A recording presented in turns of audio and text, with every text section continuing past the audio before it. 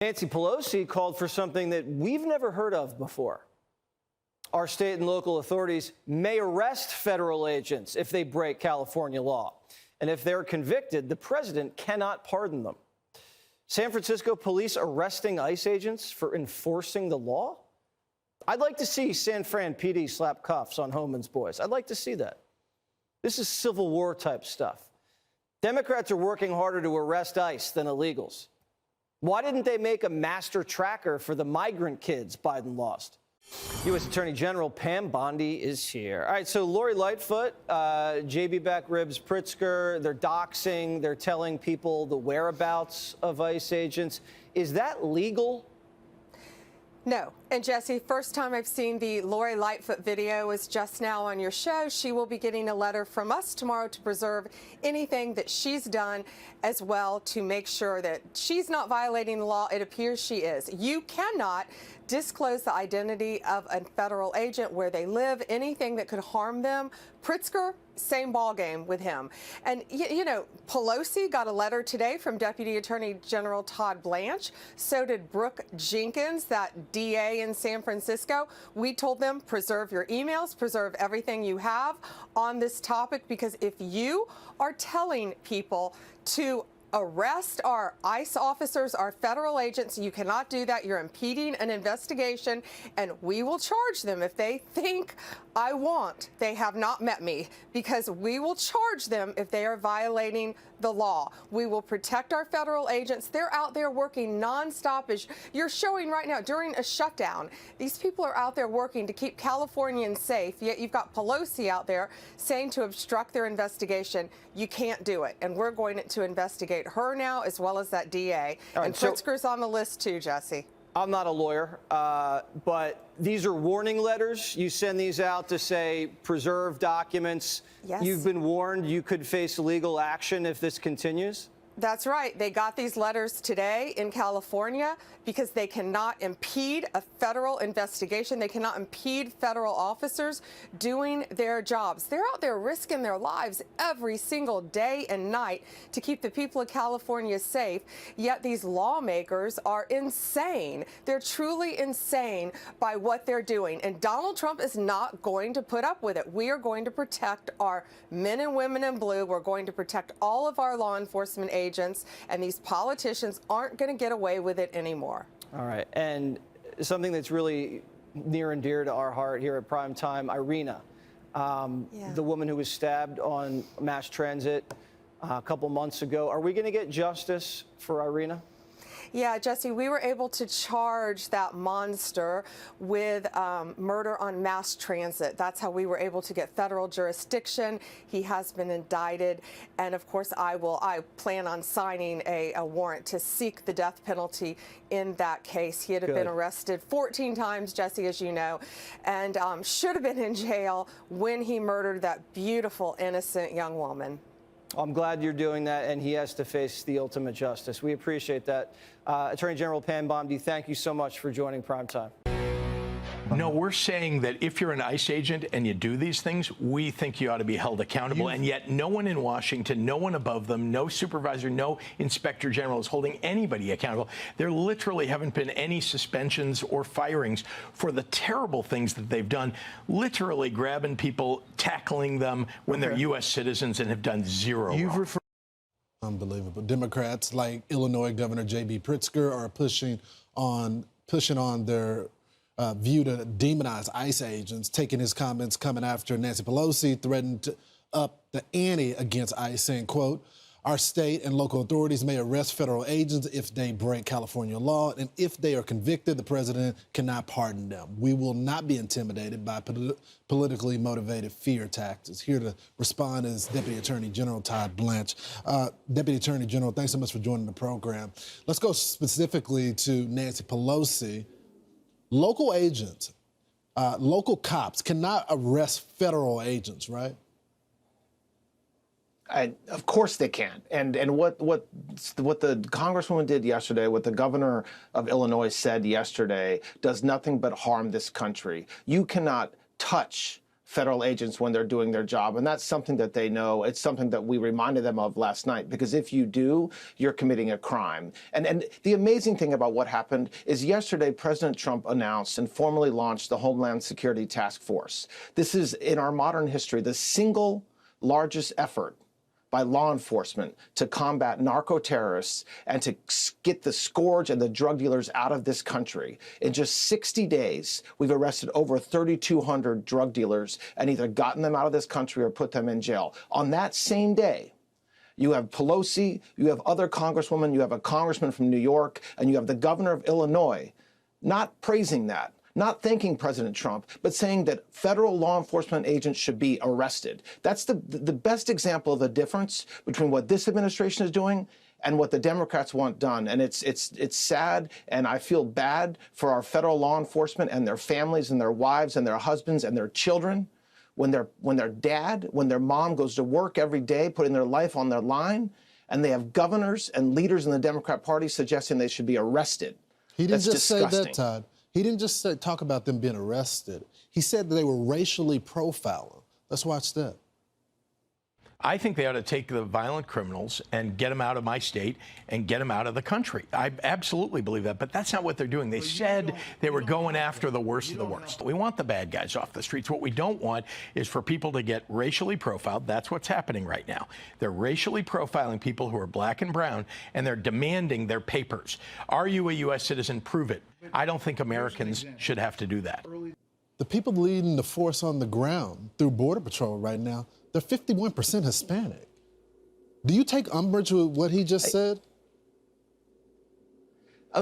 In a deep and meaningful way. Our law enforcement officers are not violating the Constitution and doing their job. And that governor, instead of talking on the news and making up stories about what he thinks is happening, should stand a post. He should go out and go out for one night and see the work that these men and women are doing. And he'll learn and he'll understand that what they are doing is getting the scourge and the people that are here illegally out of this country. And look, this has happened in California already earlier this year. These false claims that our ICE agents, that our federal law enforcement officers are somehow racial profiling or doing the wrong thing in executing and doing their jobs.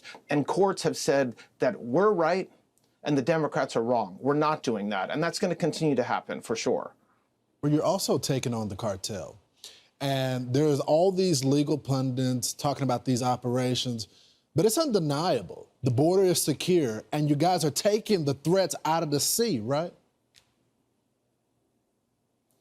It's another example of the difference between what President Trump, Attorney General Bondi, and all of our law enforcement partners are doing, including the Secretary of War, and what the Democrats apparently want done. We are saying we're going to stop the flow of drugs that have been happening in this country for generations. We're going to get them out, and we're going to stop them from coming in. The borders are closed, and that's what we're doing every day. And you would expect the leaders of this country to say, thank you, how can we help? And instead, what you have is exactly the opposite. And it's something that we're going to continue to do. And it's something that the American people expect us to do. It's what President Trump said he would do. And it's what Attorney General Bondi, it's what I'm doing. It's what all the leaders in this administration are doing every day. And it's working. And we're not going to stop. Yeah, I want to be on the side of the people that are killing the people that have killed all of our teens in the hundreds of thousands because of the fentanyl. I want to be on that side of history.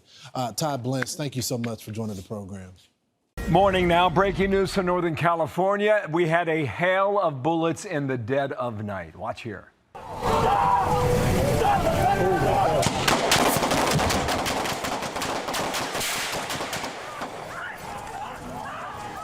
So this happened at a Coast Guard base near San Francisco. That's a U-Haul driver barreling towards security, ignoring several commands to stop, and officers had no decision other than to open fire on that truck. That attack, the latest example of violence against law enforcement. That's where we start on a Friday. Morning, everybody. You almost made it, America. Almost, okay? A couple hours here. Good morning, Dana. Good morning. I'm Dana Perino, and this is America's Newsroom. It's interesting because there are people who say that this kind of violence against police officers isn't happening. And every single day, we have another example, and that's a terrible one. And that shooting came after a day of mass protests in San Francisco, and the demonstrations were in response to an expected immigration crackdown. Crowds tried to block border agents from entering Coast Guard Island. Attorney General Pam Bondi says the administration will not be deterred. They cannot impede federal officers doing their jobs. They're out there risking their lives every single day and night to keep the people of California safe. We are going to protect our men and women in blue. We're going to protect all of our law enforcement agents, and these politicians aren't going to get away with it anymore. So what happened here? William Lajeunesse has the story in Los Angeles. That's where we begin. William, hello. Good morning. Hey, good morning, Bill. You know, this happened outside Coast Guard Base Alameda near Oakland, where demonstrators rallied against ICE. That is because the base was to become the staging area for federal agents had President Trump followed through on his threat to deploy law enforcement to the Bay Area. And what you see here is moments before the shooting. Now, it was 10 p.m. last night. The driver of the U-Haul throws the truck in reverse and at a dangerous rate of speed aims at the entry of the base where guards check ID and control access. The driver appears to be using the truck like a battering ram and not expose himself to that gunfire. After ignoring repeated calls to stop, the guards, as you see here, open fire and the truck speeds away. No reports of injuries or arrests of the driver. So earlier in the day, as you mentioned, protesters had tried to block agents from entering the base, who deployed flashbangs and pepper spray to clear their way in. Now, as a sanctuary city, San Francisco has more than its share of illegal immigrants, and Bay Area immigration judges have the highest rates of granting asylum. Trump had planned to surge law enforcement there, but agreed to back off after the mayor of San Francisco told him that the city was on the rise and that, quote, having militarized immigration enforcement in our city would hinder its recovery. This is our home. It horrifies me that ICE was going to come here and break up our community. It's important that people feel safe in their homes. It's important that people aren't searched without warrants. So California police are not allowed to cooperate with ICE in any way, and they were not at the demonstration last night. So no one was there, Bill, to arrest the driver. And you have to imagine if this kind of thing happens again, and there's no backup for ICE, as the Attorney General Bondi alludes to, the administration may reconsider not sending in more agents if ICE is not allowed to do its job. Yeah, got it. Okay, William, thank you. I know you'll stay on it. That's in California. This now is west of Chicago, about 25 minutes, where we expect a new round of protests. In fact, they're already there, and this is based on the clock at 8 a.m. local time in Chicago. This is a violation of what the time frame was. You got a crowd of demonstrators already gathering. It's been the site of repeated skirmishes between the cops and rioters. This is the Illinois Democratic Governor, J.B. Pritzker, raising the possibility of further prosecutions against ICE agents. We'll share that with you here coming up. Dana? Meanwhile, the Trump administration is firing back against the Illinois governor for ratcheting up anti-ICE rhetoric. And Peter Doocy is live at the White House. He's got the back and forth for us. Hi, Peter. And Dana, despite everything that William was just reporting, the loudest voices against this White House's effort to deport criminal illegal aliens are just getting louder. The thing that we're demonizing is when ICE agents aren't following protocols. They aren't acting like law enforcement should act. They're instead literally racially profiling. We've seen it.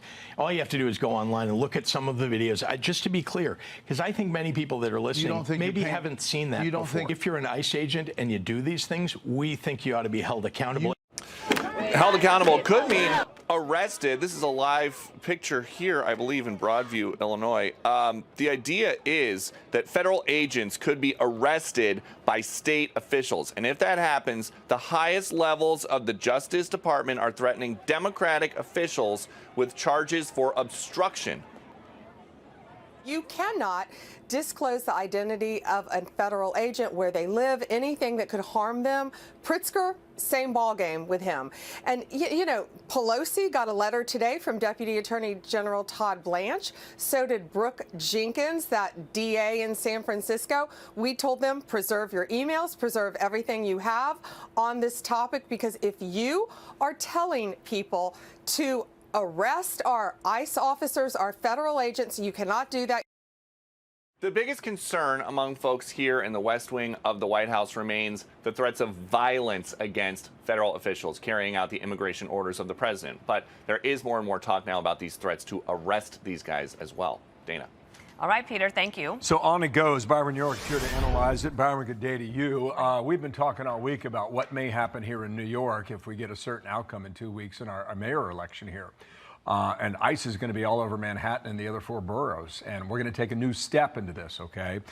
So when Pew went out to find out how Americans feel, who's responsible, here it is on screen, guys. Number 1, if you're a Republican, 3/4 of you are blaming Democrats. If you're a Democrat, 3/4 of you are blaming Republicans. So both sides see it the same way in that they blame the other side, Byron. A remarkable agreement, 85% on both sides, that political violence is increasing. And when you look, we've just seen the politically motivated assassination of Charlie Kirk, the politically motivated assassination of Brian Thompson, the United Healthcare CEO, the politically motivated shooting of President Donald Trump, and the other politically motivated assassination attempt of him, plus attacks on Governor of Pennsylvania, Josh Shapiro, the murder of the former Speaker of the House in Minnesota, Melissa Hortman, plus all of this violence we're seeing in the streets now. An incredible Antifa attack on July 4th in Texas, where Antifa protesters had AR-15s, bulletproof vests, intending to kill, and the attack on ICE in Dallas, where 2 people were killed. So how can anybody not think that political violence is increasing? And Byron, this is pretty stunning. This was from a Democratic lawmaker in Houston, Texas. Watch here. Donald Trump has changed things, and people trying to do what's always been done is not going to work. And I think that's why Democrats are losing black people. That's why they're losing poor people, because poor people, all they want is for us to fight. So if you hit me in my face, I'm not going to punch you back in your face. I'm going to go across your neck, because we can go back and forth fighting in each other's faces. You've got to hit hard enough where they won't come back. And perhaps she's using that as a metaphor about the war of ideas, but it doesn't feel like it or sound like it, and it's hard to get past that conversation to get to the real meat of some of these disagreements. Yeah, if you look at the Pew results, Democrats mostly blame Donald Trump for the problem. They just blame him for everything. Republicans blame increased polarization and the rhetoric we're seeing on the left, and I think you just showed a perfect example of that rhetoric. Yes, the words fight is often used in a political context. It does not mean punching somebody or knifing somebody, but it can also actually be used in a violent context. And when you see what we're seeing now, especially in the attacks on the enforcement of federal immigration law, we're seeing them all over the country. It's hard to interpret that any other way. Byron, thanks for coming in and chiming in on that. It will not be the end of this particular conversation, I'm sure. Thank you, Byron. Have a good weekend. Thanks. As crowds grow in Broadview, Illinois, the sanctuary state's Governor J.B. Pritzker laying the groundwork to prosecute ICE agents in the near future. Now, the Deputy AG, Todd Blanche, slamming that idea a bit earlier today on Fox and Friends. And that governor, instead of talking on the news and making up stories about what he thinks is happening, go out for one night and see the work that these men and women are doing. And he'll learn and he'll understand that what they are doing is getting the scourge and the people that are here illegally out of this country. Senior correspondent Mike Tobin is live in Broadview. What should we expect today, Mike? Well, the protesters got up with the sun on a frosty Friday morning. They're gathered to the tune of about 100 here in Broadview. And Broadview, as you know, has been a flashpoint for the demonstrations that often melt down into riots. And you see the demonstrators gathering by the thousands sometimes in the city of Chicago. And I spent part of this week speaking with the Angel families. These are the people who are the survivors who lost loved ones due to someone being in the country illegally. And they say these protesters don't get the big picture. View is the people who are in opposition to immigration enforcement. They don't see the reality. The reality is here. This is the reality. People die because of illegal immigration policies. If it was one of their children or one of their parents or one of their loved ones that was killed, I firmly believe they'd have a different opinion. The way Katie died is not how, that wouldn't have sat well with her. She would not have been okay with that. As compassionate and loving as she was also fair. Now, the last person you heard from is Joe Abraham. Operation Midway Blitz was named in honor of his daughter, Katie Abraham, killed earlier this year by a Guatemalan man in this country illegally and driving drunk. Meantime, more controversy surrounding ICE and Border Patrol operations, and now questions about whether Border Patrol violated a court order. We've got a picture of Border Patrol Commander Greg Bavino lobbing a tear gas canister in Chicago's Little Village neighborhood. U.S. District Court Judge Sarah Ellis ordered federal agents to give 2 separate warnings before crowd control munitions are used. Witnesses claim orders were not given before Bovino threw that tear gas canister. A DHS source tells me that multiple warnings were given before those munitions were deployed. Guys, back to you. All right, Mike, thank you for being there for us. Thank you, Mike. Shannon Bream joins us, anchor Fox News Sunday. Morning to you, Shannon. When we see you, it's Friday. J.B. Pritzker came to battle last night, and Brett was there to receive it and return serve. Here's part of how that went from the Illinois governor. You're demonizing ICE agents. If some ICE agent gets killed, and we just saw an assassination attempt down in Dallas, isn't that not something that we should be really talking about like that? The thing that we're demonizing is when ICE agents aren't following protocols. They aren't acting like law enforcement should act. They're instead literally racially profiling. We've seen it. You don't before. think you're painting with a broad brush of all the ICE agents that are doing their job? No, we're saying that if you're an ICE agent and you do these things, we think you ought to be held accountable. So he mentioned the word racist several times in that back and forth, and talked about ICE only going after black and brown people in his community, and said there's no accountability. Nobody's been fired just yet. So he brought that message to Washington. How did you hear it, Shannon? Yeah, we heard that. And you're also hearing California Congresswoman Nancy Pelosi talking about ICE agents potentially being arrested by local authorities or state authorities. And so what is the message of that? The message from both of those lawmakers is that ICE agents are the bad guys. So when you send that message, it is telling people that if you show up and protest and things cross a line potentially, that you're in the right. You're doing something to stop bad things happening in your community, whereas we're asking ICE agents to do a really, really difficult job to go into situations they know are going to be potentially life-threatening for them. And they not only have to do their jobs, but they now have to contend with these protesters at the same time, which is why President Trump will then say, well, in some of these situations, that may be necessary to send in the National Guard. Pritzker says, you're launching this whole thing by saying, we're going to send in ICE, we get the protests, you use that as justification for the National Guard. And now we wait from the Supreme Court at any moment to tell us whether the Guard can be used in places like Chicago. Shannon, I'm going to run through 3 call fors, but they all go together, and then get your take on it. So this happened in California. We've been showing this. It's in Alameda, and it was a U-Haul that backed up, like using a vehicle as a weapon again. Watch.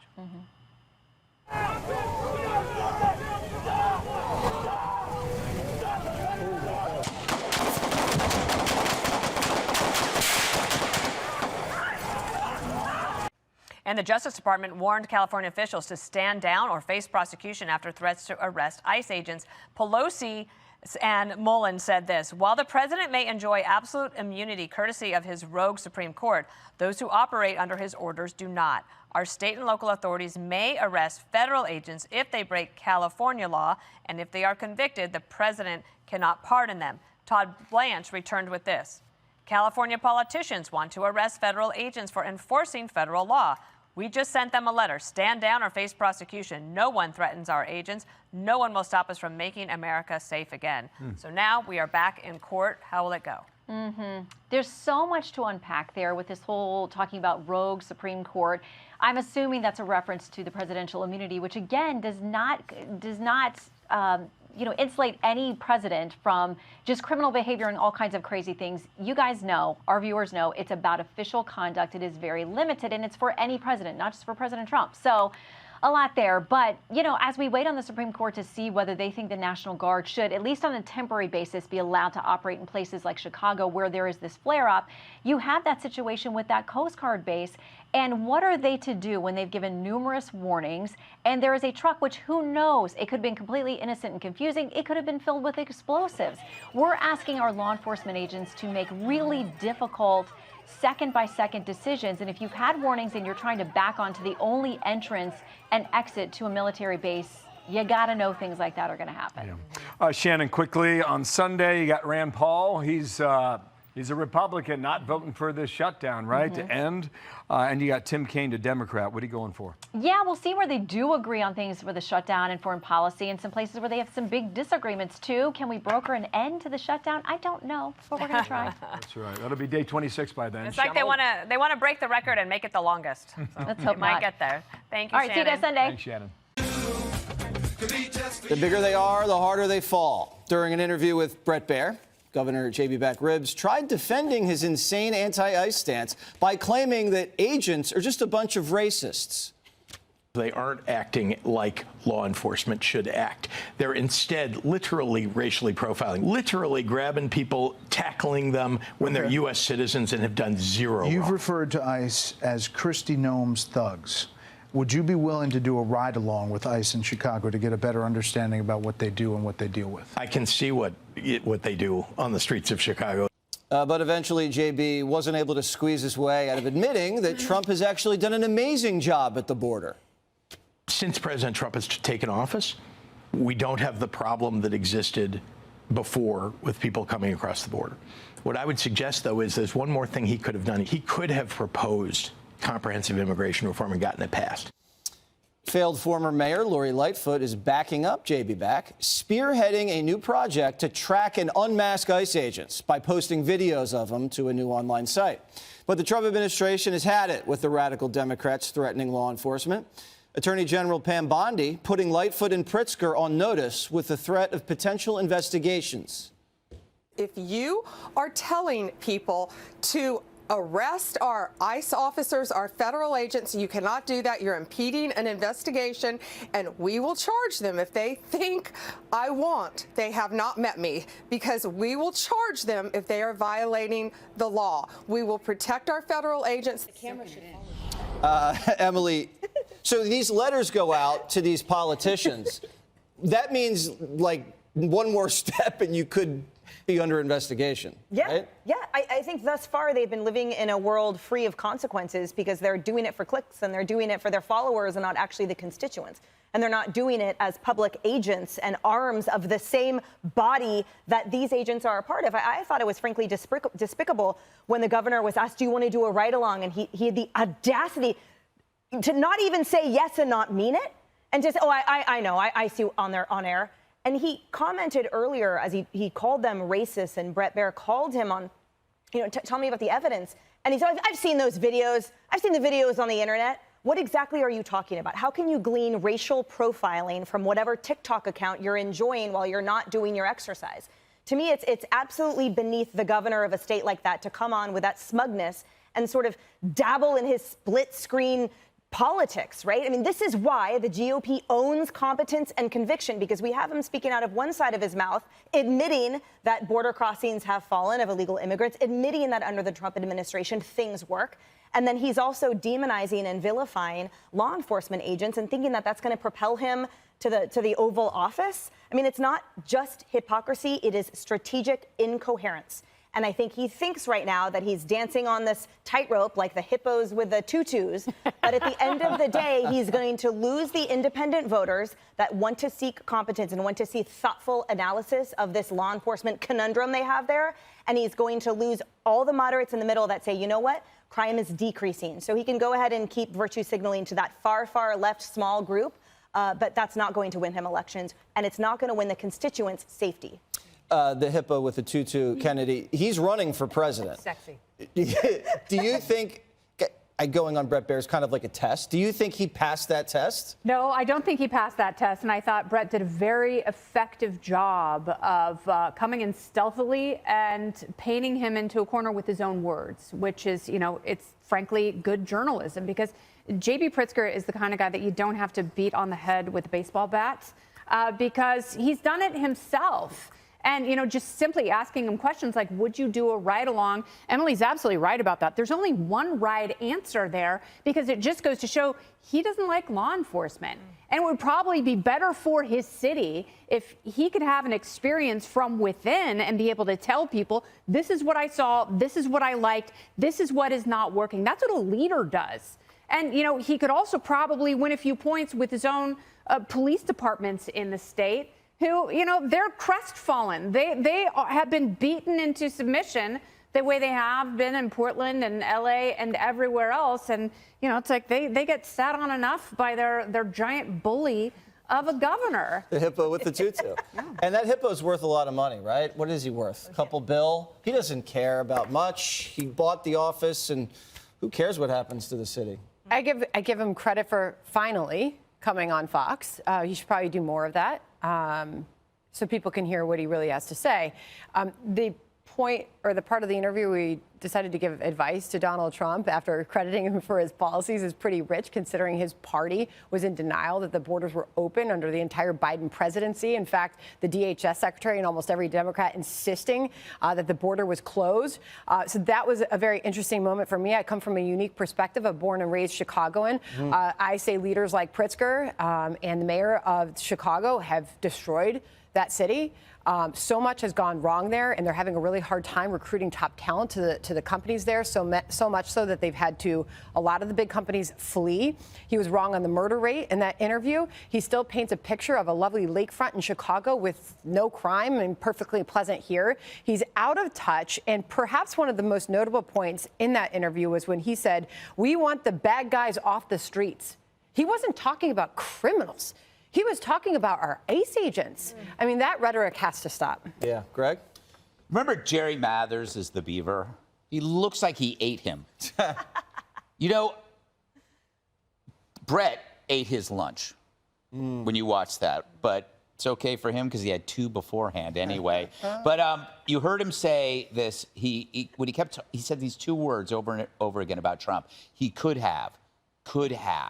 So basically, what he's admitting is that what Trump did was effective, was effective, but it wasn't good. It wasn't good enough because it's never about the result for him or for most Democrats. It's about the process. The process has to be ongoing, and it has to be ever going. A gravy train of conferences and conversations and press events and dinners, but you never get to the action, because then that's when the gravy train runs out. This is why homelessness rises as the budget for homelessness rises. Same thing with fighting drugs or illegals. It never gets addressed. You just keep having a conversation. Trump aligns perfectly with the American voter. We're kind of done with conversations. And if you look at it, this is what I think scares Democrats the most. If you look at what he did with the border, it showed you how easy it was. How do you think that's not possible with homelessness or with crime or any other kind of practical problem? Not imaginary, but real. The Dems are terrified that Trump is exposing to America everything that the Dems have told us must be accepted. These things are just the way life is, and they just get the money. Yeah. But he's just saying, no, I can fix this, and I can fix this, and I can fix this, and he's fixing them. Yeah, he made it look easy, and now they look stupid. There were more protests today outside a federal immigration facility in suburban Chicago that has become the epicenter of the anti-ICE movement. In Illinois and elsewhere, the demonstrations are becoming more confrontational. Senior correspondent Mike Tobin is in Broadview, Illinois tonight. Another Friday, protesters mass in Broadview, Illinois, and shout at the local police who don't execute immigration enforcement. They arrive equipped with painter's masks, even a wooden shield anticipating a conflict. At a Coast Guard base near Oakland, California, as protesters rallied, thinking Border Patrol may base there, a U-Haul truck drove in reverse rapidly towards a guard gate. Warnings were ignored and the guards opened fire, 2 injured. Survivors of loved ones killed by illegal immigrants say the protesters don't get it. We're inconvenient truths to their reality. Operation Midway Blitz was named in honor of Katie Abraham, killed in downstate Illinois by a Guatemalan man in the U.S. illegally, driving drunk, and with false documentation. This is a person who shouldn't have been here. If we had a rational, coherent policy or some process, he wouldn't have been here, and then Katie would be here. 21-year-old Jimmy Walden, a U.S. Marine, was killed in 2017 when a Mexican citizen in the U.S. illegally hit his motorcycle head-on. My son's death was 100% preventable. Terrorists! Cell phone video of Border Patrol Commander Greg Bavino throwing tear gas in Chicago's Little Village neighborhood has critics claiming agents are defying a court order to warn protesters before using crowd control weapons. The DHS says the crowd was warned after becoming aggressive, throwing rocks and other objects at agents, including one that struck Chief Greg Bavino in the head. U.S. District Judge Sarah Ellis has ordered Bavino into her courtroom to answer questions about the tactics of Border Patrol in Chicagoland area. The hearing is set for Tuesday. Janet, back to you. We'll track it. Mike, thank you very much. Hey, Sean Hannity here. Hey, click here to subscribe to Fox News YouTube page and catch our hottest interviews and most compelling analysis. You will not get it anywhere else.